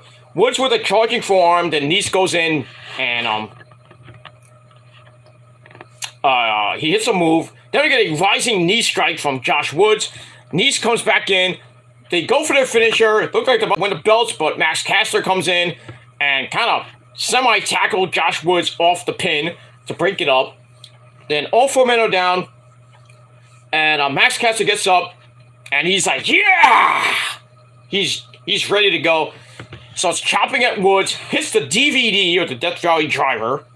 Tony Nese, with a kick to Max. Bones comes back, throws Tony Nese, but he accidentally hit Max Caster.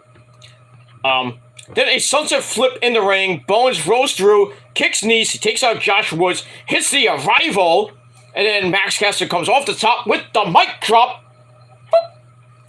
And they get the win, 1, 2, 3, to retain the tag team belts, and I gave the match 3 out of 5 stars. Time to match 8:03. So it was about an 8-minute match. It was a pretty decent match for what it's worth, and I gave it, like I said, 3 out of 5 stars. And that's it. After match, Mark Sterling refuses to give up the trademark, despite the stipulation. So Billy Gunn comes back, rolls him into the ring, and then basically the Acclaim beat the fucking shit out of him, stomping his nuts, like they said they were going to do. And then Max Caster and Billy Gunn spread his legs, not like that, well, kind of like that.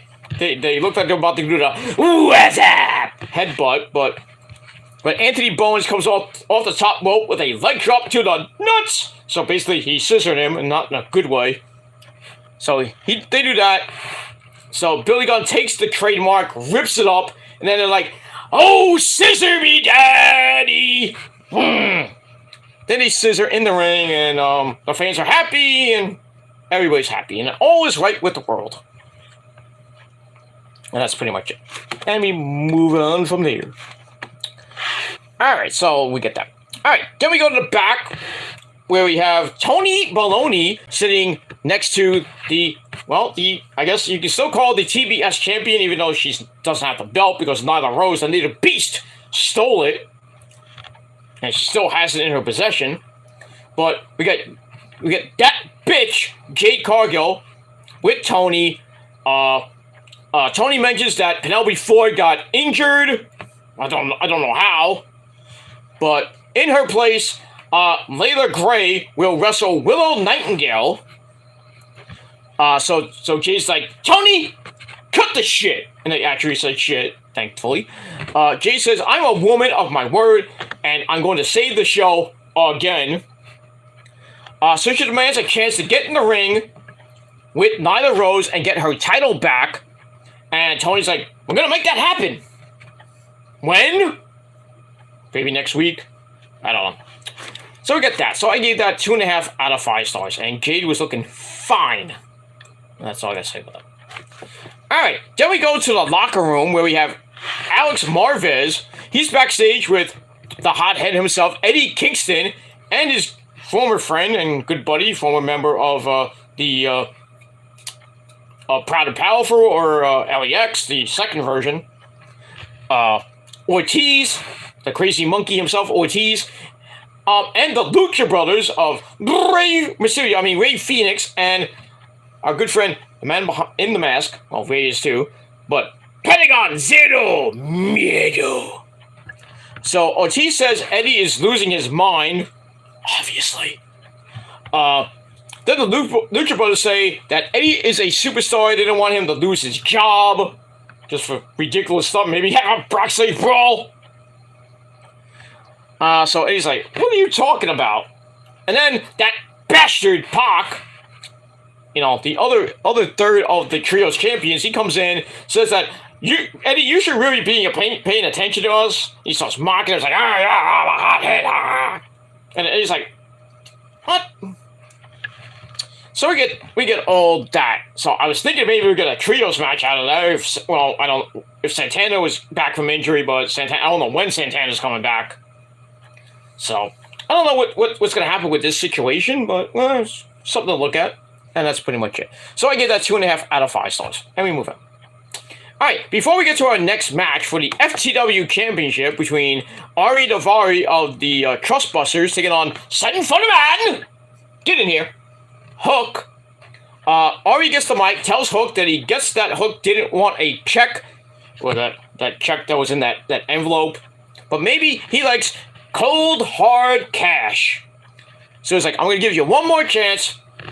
And so Hook comes out, and they get in the ring, and then Ari Daivari pulls out like a bunch of $100 bills, and then Hook's like, "I don't want your money," smacks the money, and then we see Bryce like, "Money!" If I was a referee, I'm like, I would pick up all that money, put it in my pocket. I'm getting paid anyway, and we're going to take some extra money to go to the strip club. Because there's some good whores down in Jacksonville. Not that I wouldn't know, but, just saying. But anyway, we get to the match. Match is alright, kind of a quickie match. Well, not too quick, under 3 minutes. Hook basically beats the crap out of him for a little bit. Already had a little bit of moves in. And then he had a butler there. We didn't know who the fuck that guy was. But Hook took him out. Daivari with a super kick that, where he didn't even hit. Botchmania. But Hook came right back, locks Ari in the Red Room, and Ari tapped out like a drunk man. And that's pretty much it. So Hook gets the win. He is 15-0. Still the FTW champion, which is really not a title. But he gets the win, retains his title, and that's pretty much it. So I gave the match 2.5 out of 5 stars, and then afterwards, Hook takes the butler and puts him to sleep with the Red Rum. Basically chokes him out too, so we get that. And we move on from there. So there you go. So Hook, still the man, and that's it. Alright, then we go to the back, or somewhere in the back. We have Lexi. Well, her last name is Lexi Nair. I don't know if that's her actual name, real name, but anyway, we have Lexi in the back with 2/3 of the two parts of the firm. We have Ethan Page, all ego, Ethan Page, Stokely Hathaway, and our good, well, not even a good friend, but we have Fat Matt Hardy there, who joined last week because he lost last week. Well, actually, no, Private Party lost last week, so on Rampage. So they lost, and Matt Hardy has to join the firm, blah, blah, blah. So they're there, and Matt asks, what am I doing here? You didn't find out the stipulation until last week, dude?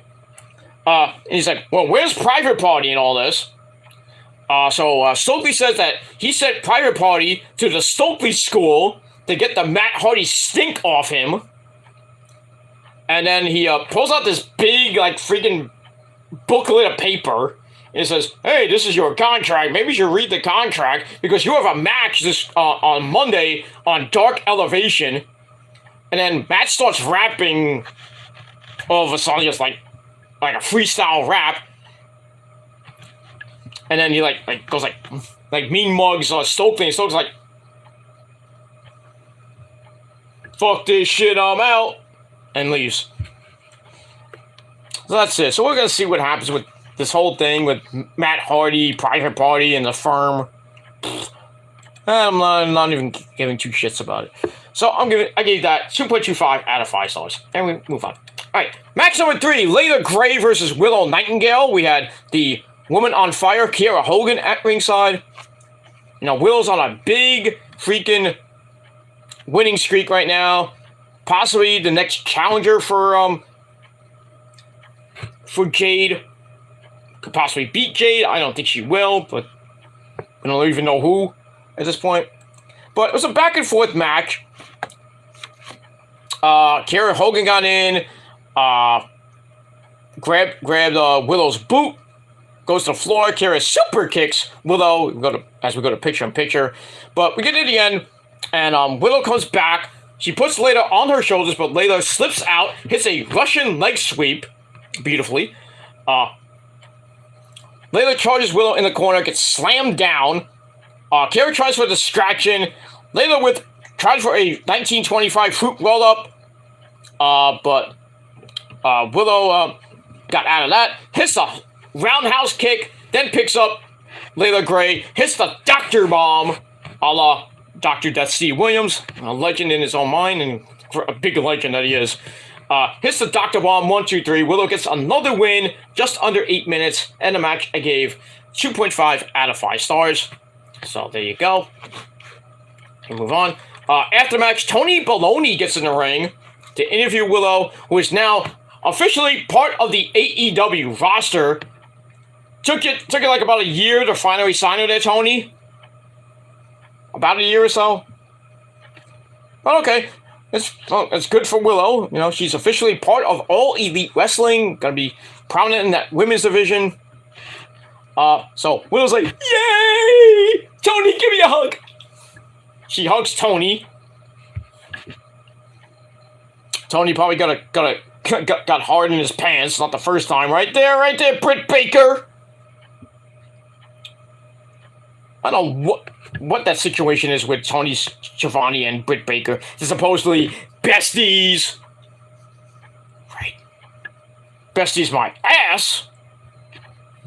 You can't be best friends with a girl and that's hot like Britt Baker and not think about wanting to fuck her.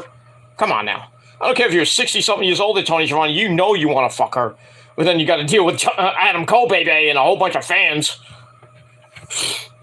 Shit, man. I mean, you know, you're my boy and everything like that. But you know, my old XWF interviewing and all that shit. But come on, don't you have a wife and kids at home? Stop thinking about 20, almost 30-year-old Britt Baker. She's got her own man. That's Adam Cole, baby. I plowed that. Yeah, you do, Adam. Yeah, you do. But remember who you plowed first? That was Mia Yim. Way before my good friend Prince Nano. even knew about her. Even before I even knew about Princess Mia back in the Ring of Honor days, circa 2009. But man, she was smoking hot then and she's smoking hot now. God damn you, Keith Lee. Damn you! But at least Mia Yim is not with that idiot Eddie Kingston who basically fucking abused her. Shit. Fuck that guy, man.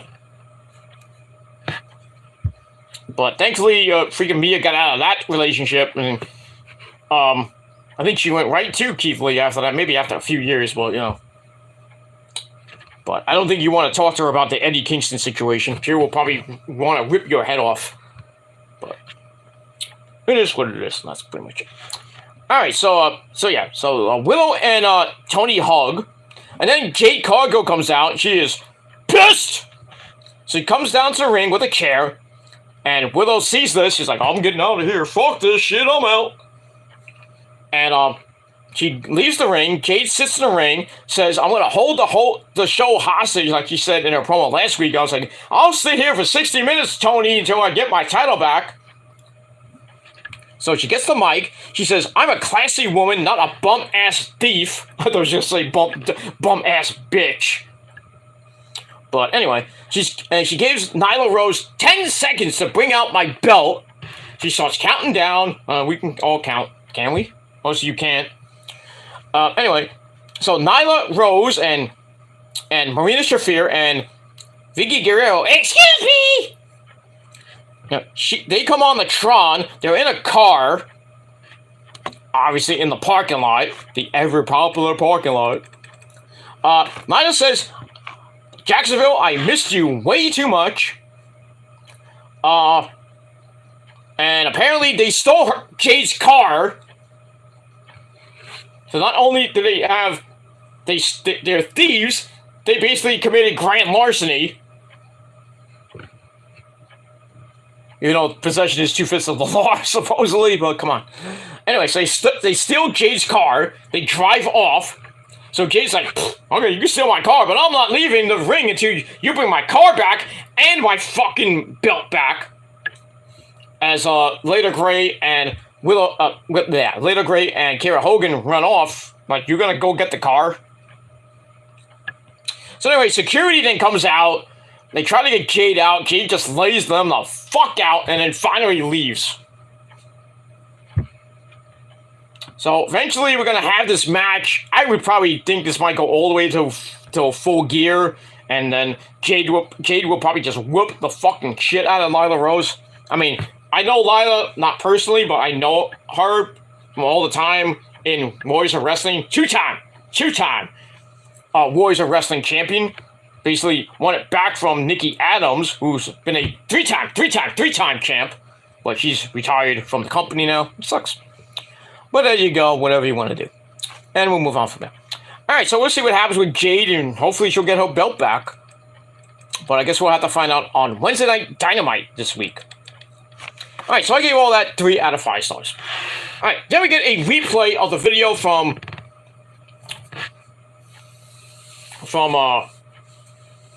yesterday, where we found out from Tony Khan that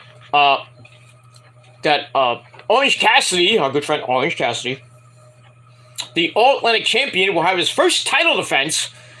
And he put Roosh and Preston Vance, or a 10, in the match. It was supposed to be Roosh versus Preston, but now they made it a triple threat All-Atlantic title match. So we see Tony Khan is in the actual video drinking a beer. He's like, "Oh, I like that. Book it." Okay. Crazy. But anyway, we get that. And then we go to the pre-match promos with Bismarck Henry, who has Orange Cassidy by his side. Then we have Roosh and Jose Jalapeno Honestique, or Jose the assistant, next to him. And then we have Preston, I think by himself. He's not with the Dark Order. So we get that. So they cut their promos. And then about the Mark Henry was about to do his famous catchphrase, but then Orange Cassidy cuts him off, and before he was like, I think we've heard enough talk. And then Mark Henry's like, hey, that's my line. Don't you finish that line. So Mark Henry finishes the line, and blah blah blah. It's time for the main event. And before then, Matt, sorry, not Matt. Mark Henry asks Orange Cassidy, "Why are you putting the title on the line?" And he's like, I don't know. So then Preston and Rouge were talking shit. Orange Cassidy says, well, look, he said that line, blah, blah, blah. And then Mark Henry got pissed. So we get that. And then after that, we go to the main event for the All-Atlantic title. Preston come out with -1, or, Brody Lee Jr. Got big, that guy. Not big, but he's getting big. For a guy that's, like, what is he, 10, almost 11 years old? But anyway, then Rouge comes out wearing, he had the bullhorn mask, then he had a big freaking, like, it looked like a bear, freaking mascot looking thing. I don't know what it was, but that was kind of cool. And then Orange Cassidy comes out with the best friends. Give me a hug. Trent and Chucky T and Mr. Danhausen. I will curse you. So they all come out. They put their hands together. Whoa, Bundy. So they do that, and then Mr. Danhausen goes to the ring with Orange Cassidy, who has a backpack, and I guess the belt is in the backpack. So he takes out the backpack, and there's like, oh, here's the belt. Then he just like kicks the freaking book bag out the ring, puts on his glasses, like, ooh. That's that. But this match was pretty damn good. Back and forth they went. Mr. Danhausen gets involved in this whole thing. As Cassidy hit the beach wig for a near fall, as Jose broke it up, he got in the ring and broke it up because there's no disqualifications in a triple threat match. Cassidy gets back up. Mr. Danhausen gets in the ring and he goes, I will curse you. And he curses Jose and he hits him with a low blow right to his huevos. Rouge then shoves Danhausen into Orange Cassidy. Then he nails Danhausen in the jaw with a big right hand. Knocks him out. Cassidy charges at Rouge and gets belly to belly into the turnbuckle. Ow. Then it was just like all out chaos after that.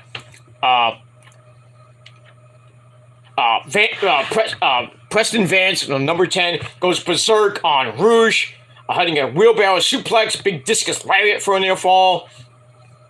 It's gonna be on Orange Cassidy, turning him inside out. I got nervous about that because that's the same King Kong lariat or the clothesline from hell that turned Adam Page inside out, and then he got a concussion.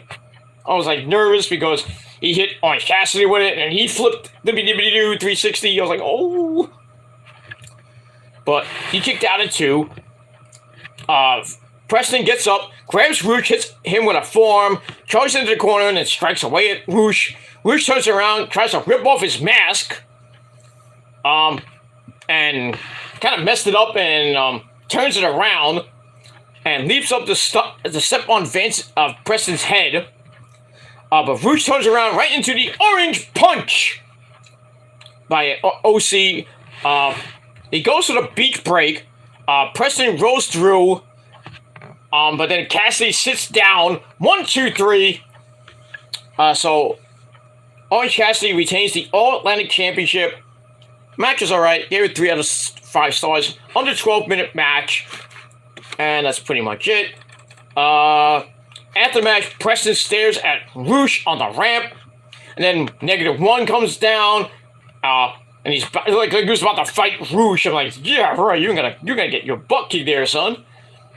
And Preston sees him and he's like, picks him up, and then we see like Negative go, put him up, I'll kick his ass, put him up, put him up, like the Cowley line would do in Wizard of Oz. Put him up. Courage. So get that. Rouge points angrily. He's pissed, and he starts like, ugh. And starts yelling at Orange Cassidy and Mr. Danhausen, who basically like, get out of here, go to the back. Then they pose for the crowd, and Cassidy like goes, whoa, puts his foot on the rope. Look at me, I got the belt. And that's that. So we end with that, and then we kind of fade out to a picture of Brian Muster, who was one of the AEW video production guys. I forgot what he actually did, but he passed away yesterday, leaving his wife, and I think she was pregnant with their kid. That sucks. So my thoughts and prayers go out to the Muster family, the AEW family as well, losing a member of the family. And that's pretty much it. I mean, we lost Kristen Nash as well. I think it was yesterday as well. That's not good. My prayers go out to the Muster family, Kevin Nash and his family. So, sad day yesterday. And glad they did an in memoriam to Brian Muster at the end of the show. Nice little tribute. That was pretty nice. And that's pretty much it. So that ends Rampage for the night. And like I said, Rampage was pretty decent. And I gave it 6 out of 10 stars. And we'll move on from there. Alright, so that's it. Thank you all for watching this video. Hope you liked it, and if you did, hit that like button, leave a comment if you want. You want to talk about anything that happened on Smackdown or Rampage, or anything in the world of professional wrestling, or sports in itself, or whatever you want. Don't forget to hit that subscribe button on this channel, and my other channels as well. All the links are down in the gobbledygook in the description box.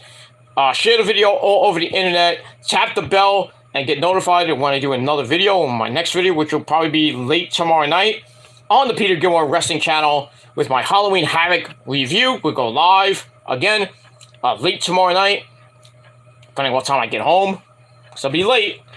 So I'm going to be going out with the missus tomorrow for lunch and dinner with my... yeah, we'll be out all day. But I'm going to be doing some stuff in the city, and then coming home and then having a nice meal, watch Halloween Havoc, and then go to bed.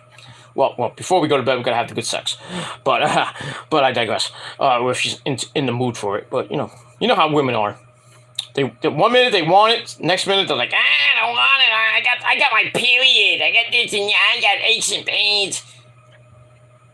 But then during the day, they're all over you. Like, come kiss me. Come cuddle with me. And then you're like ready to go. Like, come on. I can't do it. I get a headache. I'll give you a headache. I'll give you a headache. I'll break your back and make you humble. That's what I'll do. Shit, I'll give you the vitamins and milk, and you're gonna like it. But I digress. So I'll be mostly out of commission tomorrow. Doing some things, and I will be watching Halloween Havoc, whether at a bar or I'm gonna watch it at right here in Casa del Gilmore. But we'll see what happens with that, and we'll move on. But like I said, tomorrow night, probably around, I don't know what time. Hopefully not too late like I did this video, because I had other things to do. We're gonna do your Halloween Havoc review, and we'll get that out of the way, and then get you ready for Sunday football. Probably will not go live on Sunday unless something big comes up. But other than that, I'm probably just gonna take Sunday off and watch football all day, and then watch the Yankees Game 4 right after football. That game is on TBS, so watch that. Hopefully that'll be the end of the Yankees, but then we'll see what happens tomorrow afternoon at 4 o'clock on TBS. And we got Garrett Cole, and I don't even know his picture for Houston tomorrow. Probably be a good picture, but we'll see what happens with that. So we'll see if the Yankees can come back in this series. Now they're home in that shithole construction site of a playground stadium with those idiot fans. Let's see if Houston can at least take one out of the next 3. Maybe send it back to Houston up 3 games to 2. Or the Yankees can just sweep the 3 games at home, and they'll go up 3 games to 2, and Houston's got a problem. But hopefully we won't get to that point. Hopefully. But if it does go 7, that game will be on Wednesday, I'm hoping Wednesday afternoon because I don't really want Dynamite to get preempted. Just for stupid Game 7 of the ALCS. So I'm hoping it ends at most by Monday, maybe Tuesday in Houston. But we'll see what happens with that as we get through the weekend. But that's all I gotta say. Go Astros, finish those skankies off by Monday at least. And then we'll talk about the World Series later. And that's it. And we'll see what happens with that. Alright, thanks all for watching. Once again, 6 out of 10 stars for Rampage, 6.25 out of 10 stars for Smackdown. And that's all I gotta say. Leave me your thoughts and opinions down below. And I'm out of here. That's pretty much it. Alright, everybody. Thanks for watching. I'm Peter Gilmore signing off. Watch my CM Punk video in the description box below. And that's it. Alright, so thank you for watching. I'm Peter Gilmore signing off. I bid you adieu. And rock on and rock hard with your cookoot. And if you're not down with that, oh well. Live your lives being a schmuck. And being jealous of me and basically everybody else. Because you have no life and you really are meaningless to us. So, but if you're not down with that, you know this by now. I'm Peter Gilmore, and I got 3 words for you. Fuck you, bitch. I mean, man. Well, bitch, man, whatever. I need 3 words out of that. But fuck you, man. And that's all I gotta say about that. And that's it. So that's it. Thank you for watching. Scissor me, mommy ass. And if you're not down with that, like I said, fuck you, man. And until next time, fuck you. Adios. Go to bed. And go to bed and don't wake up. That's all I gotta say about that. Thanks for watching, everybody. And I'm out. Peace, bitches.